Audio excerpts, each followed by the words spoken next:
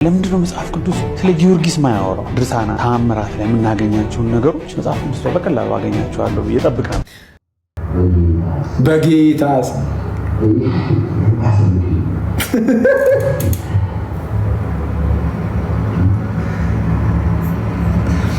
እኔ ትክክለኛ ፊሊንግን የገለጸልኝ እዚህ በኋላ ላይ የሚመጣው ጂያሪ ነጉ ትክክለኛ ፊሊንግን የምር ዝብርቅርቅ ያለ ስሜት የተሰማኝ መብራን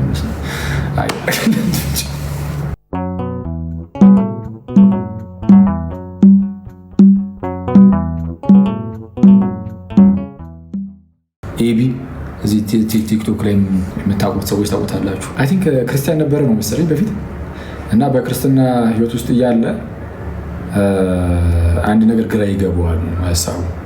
እሱ ምንድነው እንደው ስለ ማርያም የሚሰጠው ነገር ምናምን ነገር ያው እንግዲህ ክርስቲያኖች ታውቀዋለሁ፣ ግን መጽሐፍ ቅዱስን ሳነብ ከነ ጳውሎስ ምናምን ከነ ዮሐንስ ምናምን ከመጽሐፍ ቅዱስ ውስጥ ያን ያህል በጣም ብዙ ሽፋን ያልተሰጣትም እና አስደነገጠኝ አይነት ነገር ነው። ማርያምን መጽሐፍ ቅዱስ ሙሉ ውስጥ በሙሉ ማገኛት መስሎኝ ነው። ስርዓተ አምልኮ ያላትን ቦታ የሚያክል መጽሐፍ ቅዱስ ውስጥ ሽፋን አለማግኘቷ በጣም አስደንግጦኝ። ማርያምን መጽሐፍ ቅዱስ ሙሉ ውስጥ በሙሉ ማገኛት መስሎኝ ነው። ስርዓተ አምልኮ ያላትን ቦታ የሚያክል መጽሐፍ ቅዱስ ውስጥ ሽፋን አለማግኘቷ በጣም አስደንግጦኝ። እሺ ከሚሰጣት ክብር አንጻር እመቤታችን እንደው መጽሐፍ ቅዱስ ላይ ብዙም አልተጻፈችም። ኦኬ ይህን ያው እንግዲህ ቪዲዮ ላይ እንዳልኳችሁ የአሌክሳንደር ሽሊምን ጥሩ ነው። በቃ ስለ እመቤታችን አንድ ነገር ከተጻፈ ማርያም የምትባል ሴት ነበረች፣ ኢየሱስን ወለደች፣ አለቀ። ጌታን ወለደች። በቃ ይህ ብቻ ከተጻፈ በቂያችን ነው። ሌላ ምንም አያስፈልገን። እውነቱን ለመናገር ሌላ ሁሉ ጭማሪ ነው። ከዚህ ውጭ ያለው ጭማሪ ነው። እቺ ብቻ ብትጻፍ እመቤታችን አሁን የምናከብራትን ያህል እንዳናከብራት የሚያደርገን ምንም ነገር የለም። ማርያም የምትባል ሴት ብቻ ትኑር። የምር እሱን ይንገራል መጽሐፍ ቅዱስ። ማርያም የምትባል ሴት ነግሮናል። እሺ ያቺ ማርያም የምትባል ሴት ደግሞ ጌታ ኢየሱስን ብቻ እንደወለደች ይንገራል። ነግሮናል። ጌታ ኢየሱስን እንደወለደች ነግሮናል። በቃ ይሄ ከበቂ በላይ ነው። ሌላ ምንም ራሱ አንፈልግም። አለ እኮ ስለ እመቤታችን የተጻፈ ኦፍኮርስ ይሄ ብቻ አይደለም፣ ሌላም አለ ኦፍኮርስ ብዙ አለ። ግን ይህ ብቻ ቢጻፍ አንድ ነገር ብቻ በቃ በመጽሐፍ ቅዱስ ላይ ቢጻፍ ነው የሚለው አሌክሳንደር ሽሊምን ቢጻፍ በቃ አለቀ። አሁን የምናከብራትን ያህል እንድናከብራት በቂ ምክንያት ነው ይላል። ለምን? የጌታ እናት መሆን የአምላክ እናት መሆን ትልቅ ክብር ስለሆነ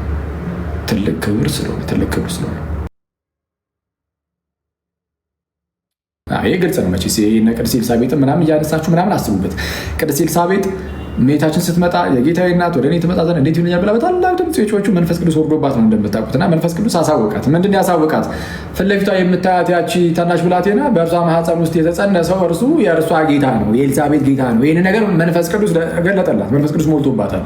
የሰላምታሽ ድምፅ በጆሮዬ በመጣ ጊዜ መንፈስ ቅዱስ ምንድነው ጽንሱ በማህፀን ይዘሏል እና ያለችው ያኔ መንፈስ ቅዱስ ሞልቶባት ነበር። መጽሐፍ እሱን ነግሮናል።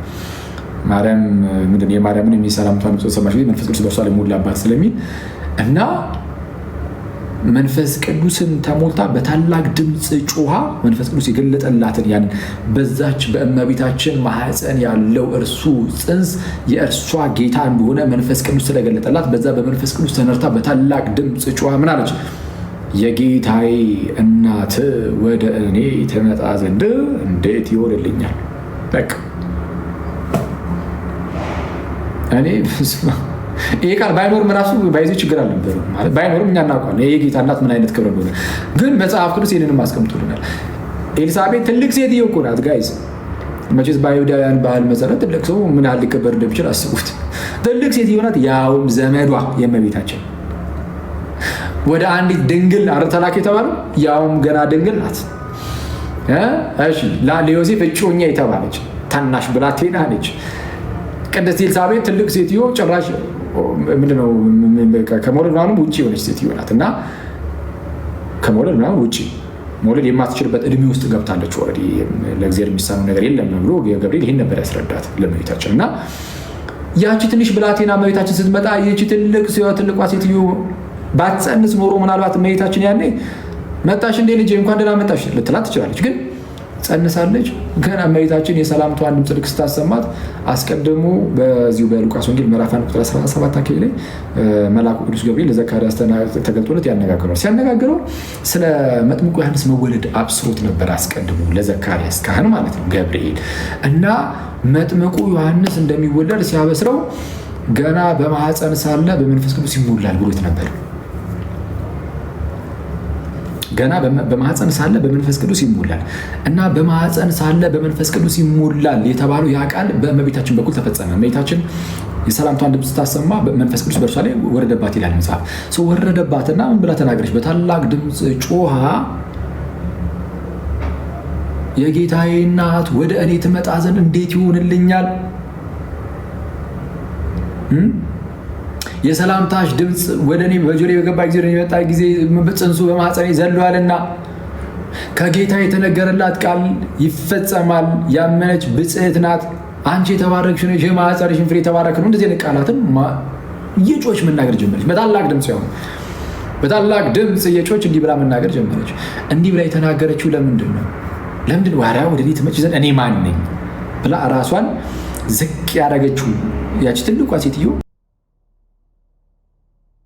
በዛችው ታናሽ ብላቴና ፊት ራሷን እንዲህ ዝቅ ያወረደችው እኔ ማን ነኝ? አንቺ ወደ እኔ ትመጪ ዘንድ አይገባኝም በፍጹም ያለችው ለምንድን ነው? በማኅፀኗ ኢየሱስ ስላለ ነው። የኢየሱስ እናት ስለሆነች ነው። የጌታዬ እናት ነው ያለችው። እሺ ደግሞ አንዳንድ ምንድነው አስቸጋሪ ሰዎች ብለን እንለፋቸው። እሺ አይ በማኅፀኗ እስካለ ድረስ ብቻ ነው ብላችሁ እንዳታስቡ እንኳን የጌታዬ እናት የሚል ቃል የተጠቀመችው። ስለዛ ከወለደችው በኋላም የጌታ እናት ናት እመቤታችን። ስለዛስ የጌታዬ እናት ወደ እኔ ትመጪ ዘንድ ኧረ እንዴት ይሆንልኛል? እንዴት ይደረግልኛል? እና አይገባኝም ነው አይደል? ልክ መጥምቁ ዮሐንስ ጌታ ኢየሱስን እንዳለው ማለት ነው። ሊጠመቅ ሲመጣ ኧረ እኔ በአንተ ልጠመቅ እንጂ ይገባል እንጂ አንተማ ወደ እኔ እንዴት ትመጣለህ እንዳለው ማለት ነው መጥምቁ ዮሐንስ። መጥምቁ ዮሐንስ በኤልሳቤጥ ማኅፀን ውስጥ የነበረ ነው። ጌታ ኢየሱስ ደግሞ በእመቤታችን ማኅፀን ውስጥ የነበረ ነው በጽንስ ደረጃ። ኤልሳቤጥ እመቤታችንን ወደ እኔ ትመጪ ዘንድ እንዴት ይሆንልኛል አለቻት። እመቤታችንን በማኅፀኑ ያለው ጽንስ ደግሞ በኋላ ከ30 ዓመት በኋላ በእመቤታችን ማኅፀን ያለውን ጌታን ኧረ ወደ እኔ ትመጣ ዘንድ እንዴት ይሆናል ብሎት ነበር። ኮኢንሲደንስ ነው የተገጣጠሙ ነገር እንጂ። ኤኒዌይስ ማወቅ ያለብን ግን እዚህ ጋር ምንድን ነው ኤልሳቤጥ እመቤታችንን ወደ እኔ ትመጪ ዘንድ እንዴት ይሆንልኛል ብላ ራሷን ዝቅ ያደረገችው የጌታ እናት ከመሆኑ አንጻር ነው። እመቤታችን የጌታዬ እናት በማለት ነው። መንፈስ ቅዱስ ልክ በእርሷ ላይ ሲሆን አንዳች ታላቅ ነገርን አሳውቃት። ምን አንደኛ እንደጸነሰች እመቤታችን ገና አልተናገረችም እኮ ቅድስት ድንግል ግን እንደጸነሰች መንፈስ ቅዱስ ገለጠላትና የጸነሰችውን ደግሞ ጌታሽ ነው አላት መንፈስ ቅዱስ። አዎ ጸንሳለች፣ ይህቺ ብላቴና ጸንሳለች። የጸነሰችው ደግሞ ጌታሽ ነው መንፈስ ቅዱስ ሲገልጥ። ስለዛ ምን አለች ኤልሳቤጥ በታላቅ ድምፅ ጮኻ የጌታዬ እናት ወደ እኔ ትመጪ ዘንድ እንዴት ይሆንልኛል ያለችው። እኔ አሁን እዚህ ሰው አልረብሽም ጋይዝ፣ ሰው መረበሽ የለብኝም። እንደ ቅድስት ኤልሳቤጥ ልጩ ብል ሰፈሩን በአንድ እግሩ ነው ማቆሙ። ምክንያቱም የጮኸችው በታላቅ ድምፅ ነው። በታላቅ ድምፅ ጮኻ ነው የሚለው። ጮኻ አንድ ነገር ነው። በታላቅ ድምፅ ሲሆን ደግሞ ሌላ ነገር ነው። በታላቅ ድምፅ የጌታዬ እናት ወደ እኔ ትመጣ ዘንድ እንዴት ይሆንልኛል አለች። ስለዚህ የጌታ እናት መሆኗ ምን አይነት ክብር እንዳሰጣት ተመልከቱ። ቅድስት ኤልሳቤጥ በዚህ ደረጃ ያከበረቻት የጸነሰችው ወይም እመቤታችን እናት የሆነችው ለኤልሳቤጥ የጌታዋ እናት ስለሆነች ከሆነ ያ ጌታ የኤልሳቤጥ ጌታ ብቻ ነው ወይ ነው? ጋይስ የኔ ጌታ አይደለም? የእናንተ ጌታ አይደለም ነው? ፕሮቴስታንት ወንድሞቼ የእናንተስ ጌታ ነው ወይ? ከሆነ የጌታችሁ እናት ናትና አትመጥኗትም። ሊትራሊ አትመጥኗትም ማለት ወደ እናንተ ትመጣ ዘንድ የተገባች አይደለም። እውነተኛ ክርስቲያን ብትሆኑ ኑሮ ማለት ነው። ብትሆኑ ራሱ እኛ እውነተኛ ክርስቲያኖች ለምሳሌ እመቤታችን ወደኛ ትመጣ ዘንድ ጭራሽ ነው በፍጹም አይገባንም። እኛ ማንን የጌታ እናት ወደኛ ትመጣ ዘንድ በፍጹም። ፕሮቴስታንት ወንድሞቼ እናንተም የምርም ክርስቲያን ብትሆኑ የጌታ እናት ኧረ እሷ ከኛ በጣም ርቃለች አንገናኝም፣ እሷ ወደኛ ትመጣ ዘንድ እንዴት ይሆንልሃል የሚል ስፒሪትን ብትቀበሉ መልካም ነበር። ይህን ትረዱት ነበረ። ያ ጌታ በጣም የሚያስገርመው የኛ የክርስቲያኖች ጌታ ብቻ አይደለም። ያ ጌታ የመላእክትም ደግሞ ጌታ ነው። በቪዲዮ ላይ የምናስቀምጥላቸው ከዚህ በፊትም በተደጋጋሚ አውርተናል። ይሄን ዕብራውያን ምዕራፍ 1 ላይ እንደተነገረው በኩሩን ወደ ዓለም ሲያገባ የእግዚአብሔር መላእክት ሁሉ ለእርሱ ይስገዱ ይላል። በኩሩን ወደ ዓለም ሲያገባ ኢየሱስን ማለት ነው። ልጁን በኩሩን ወደ ዓለም ሲያገባ የእግዚአብሔር መላእክት ሁሉ ለእርሱ ይስገዱ ይላል። እነ ቅዱስ ሚካኤል፣ እነ ቅዱስ ገብርኤል፣ ሩፋኤል፣ ራጉኤል፣ ሌሎች መላእክት ሁሉ ቅዱሳን መላእክት ሁሉ ለዚህ ጌታ ለበኩሩ በርካክ ይላሉ፣ ይሰግዳሉ። ወደ ዓለም ሲገባ ይሰግዳሉ። ስለዛ ኢየሱስ የኤልሳቤጥ ጌታ ብቻ አይደለም፣ ኢየሱስ የመላእክት ሁሉ ጌታቸው ነው። ስለዛ ቅዱስ ሚካኤል ጌታዬ ይሏል አይሎም? ጌታ ኢየሱስን ሚካኤል ጌታዬ ይሏል አይሎም? ቅዱስ ሚካኤል ኢየሱስን ጌታዬ ይሏል። ቅዱስ ገብርኤል ኢየሱስ ክርስቶስን ጌታዬ ይሏል። ሁሉም ለእርሱ ይንበረከካሉ። ኦኬ፣ ቅዱስ ሚካኤል ኢየሱስን ጌታ ይሏል። እንተማመናለን። የምንተማመን ከሆነ በእመቤቴ ኮሪደር ልማት አታስመስሉኛ። እሺ ላስተምርበት ትላለህ። እሺ ቅዱስ ሚካኤል ጌታ ኢየሱስን ጌታዬ የሚለው ከሆነ ሚካኤል ኢየሱስን ጌታዬ የሚለው ከሆነ ድንግል ማርያምን የጌታዬ እናት ይላል አይልም? ጭፍን ጥላቻ ከሌለብህና ሰይጣን ከሌለብህ በስተቀር መቼስ የመጀመሪያውን አምር ይህንን አትክድም። ስለዛ ሚካኤል ኤልሳቤጥ ብቻ አለችም የጌታዬ እናት የምትለው፣ ቅዱስ ሚካኤልም የጌታዬ እናት፣ ቅዱስ ገብርኤል የጌታዬ እናት ይላል። ምክንያቱም ያ ጌታ የቅዱስ ኤልሳቤጥ ጌታ ብቻ ሳይሆን የቅዱሳን መላእክትም ጌታ ስለሆነ ይህንን መረዳት አለብን ጋይስ። እና ከዛ አንጻር እንዳልኳችሁም ስለ እመቤታችን የተጻፈው የጌታ እናት እንደሆነ ከተነገረን የጌታ እናት እንደሆነች ከተነገረን ይሄ ከበቂ በላይ ነው። እና አሌክዛንደር ሽሜመን በእውነትም በመጽሐፍ ቅዱሳችን ላይ አንድ ነገር ብቻ ቢጻፍ እርሱም ማርያም የምትባል ሴት ነበረች፣ እርሷም ጌታ ኢየሱስን ወለደች ቢባል ብቻውን አሁን የምናከብራትን ያህል ለማክበር በቂ ነው ማለት ውስጥ ትክክል ጥሩ አገላለጽ ነው። እና ከዚያ አንጻር እንመለከት ይገባል። ከዛ ውጭ ግን መጽሐፍ ቅዱስ ሲጻፍ ያወጣጻፉ በሰዓቱ ከነበረ ሁኔታ አንጻር ነው የሚጻፈው ይታወቃል። ሚስ አራ ግን እንደዚህ ብሏል በእመቤቴ የወንድማችን እኔ በጣም ነው የሚያሳዝነው ጌታ። እኔ ብዙ ክርስቲያኖች ወደ ፕሮቴስታንት የሄዱበት ምክንያት ያስቃልም ያስለቅሳል ያሳዝናል። ክርስቶስን በጣም እኔ በኢየሱስ አሁን ላይ አትሊስት እንደዚህ ብሎ የሚወጣ አይኖርም ጋይስ። ሁላችንም ኃላፊነታችንን መወጣት አለብን። በተቻለን አቅም የቤተ ክርስቲያናችንን ትምህርት ለወንድም ለእህቶቻችን እያጋራን ሁሉም ጋር ማድረስ አለብን። ይሄ ልጅ አሁን ከወጣባቸው ምክንያቶች አንዱ አንደኛው እንግዲህ ስለ ማርያም እንዳለ ሙሉ በሙሉ ስለ መጽሐፍ ቅዱስ ስለሱ ያወራል ብዬ ነበር አይነት ነገር የማለት ነገር ነው አንደኛው ያነሳው። አንደኛው ግን ምን ቢሆን ጥሩ ነው ጊዮርጊስ መጽሐፍ ቅዱስ ውስጥ የት አለ?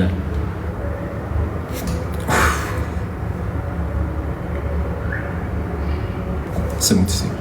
ለምንድነው መጽሐፍ ቅዱስ ስለ ጊዮርጊስ ማያወራው? ድርሳነ ተአምራት እኔ አልጨርሰውም ጋይስ።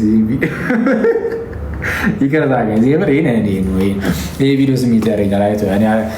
በራሳችሁ ዱናዩት። እኔ እዚህ ከእናንተ ጋር ስላለ ለምንድነው መጽሐፍ ቅዱስ ስለ ጊዮርጊስ ማያወራው? ድርሳነ ተአምራት ላይ የምናገኛቸውን ነገሮች መጽሐፍ ቅዱስ ላይ በቀላሉ አገኛቸዋል። ለምንድነው መጽሐፍ ቅዱስ ስለ ጊዮርጊስ የማያወራው? እንለምን እንደው በእናትህ ውረድ። የምር ችግርን መንግስት ይፈቷል። አንተ መጽሐፍ ቅዱስ ስለ ጊዮርጊስ ለምንድነው የማያወራው ትላለህ እንዴ? እንደዚህ በዚህ ቲክቶክ ላይ እኮ የተሻለ ፕሮቴስታንት ብለን የተቀበልነው ወንድማችን ነበረ። ኧረ በኢየሱስ ቢያንስ ያኔ ራሱ እንደዚህ ብታስብ አሁን ለምንድነው መጽሐፍ ቅዱስ ስለ ጊዮርጊስ ማያወራው? ድርሳነ ተአምራት ላይ የምናገኛቸውን ነገሮች መጽሐፍ ቅዱስ ላይ በቀላሉ አገኛቸዋለሁ ብዬ እጠብቃለሁ።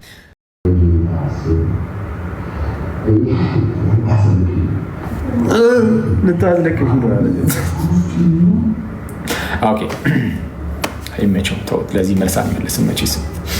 ማለት ጊዮርጊስ በሐዋርያት ሰዓት አልነበረም። ምን ያድርግ?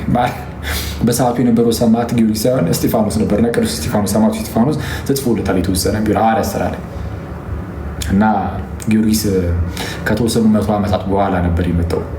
ይቅርታ እንጠይቃለን። ያን ስላልነበረ በሐዋርያት ሰዓት ስላልነበረ፣ ኧረ ጌታ በቃ ይበቃናል። ዛሬ ጋይስ የሚበቃን ይመስለኛል። እነዚህ ሰዎች ብዙ ነው የሚያስወሩን። በቃ እንትን ካልናቸው እንደዚህ ነበረ ምናምን ጋይስ። ኧረ በጌታ ያስቅም በእናታችሁ የምር እኔ እኮ ተሳቀኩኝ ማን በጌታ ምን ተአምር ነው ጋይዝ። ጊዮርጊስ መጽሐፍ ቅዱስ ስለ ጊዮርጊስ ለምን አያወራም? ለምንድነው መጽሐፍ ቅዱስ ስለ ጊዮርጊስ ማያወራው? ድርሳነ ተአምራት ላይ የምናገኛቸውን ነገሮች መጽሐፍ ቅዱስ ላይ በቀላሉ አገኛቸዋለሁ ብዬ እጠብቃለሁ። በጌታ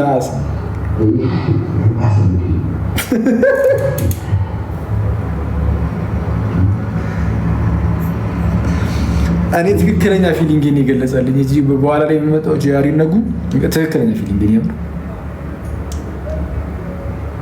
ዝብርቅርቅ ያለ ስሜት የተሰማኝ መብራን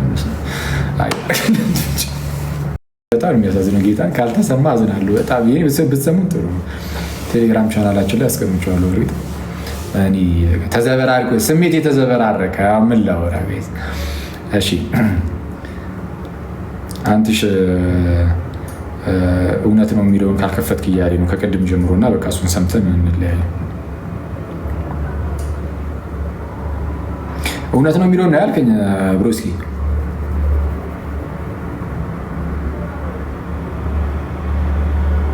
በስፒከር ስለሆንክ አይሰማም። እሺ ቆይ እስኪ ስፒከሩን እናጥፋውና አንዴ እስኪ እንደዚሁ እንስማ።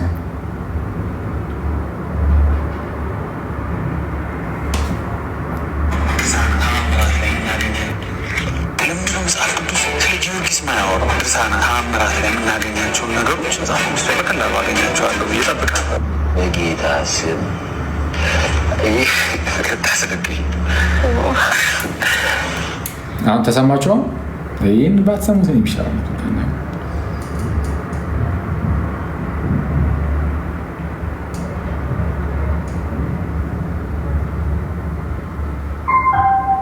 እና ይህ ያው እንግዲህ ካስከፋን ይቅርታ፣ ግን አይመጣውም ክርስቶስን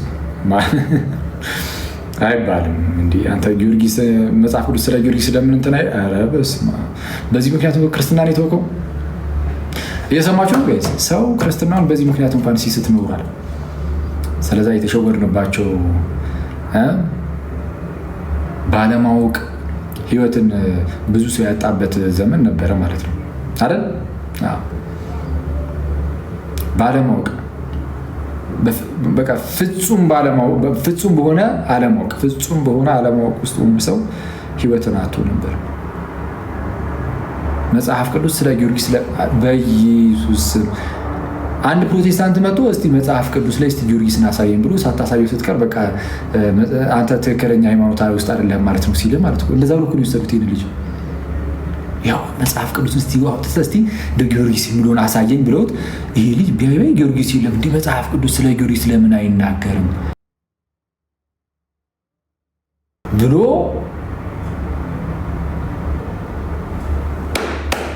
ያሳዝናል። ማርያም ተውት እንግዲህ ምን ይደረጋል። ሰውዬ በብሉይ ኪዳን ታቦትም ብሎ ነበረ። አይ በጌታ በብሉይ ኪዳን ታቦት በጣም የሚያሳዝን ክርስቶስን መስማ እኔ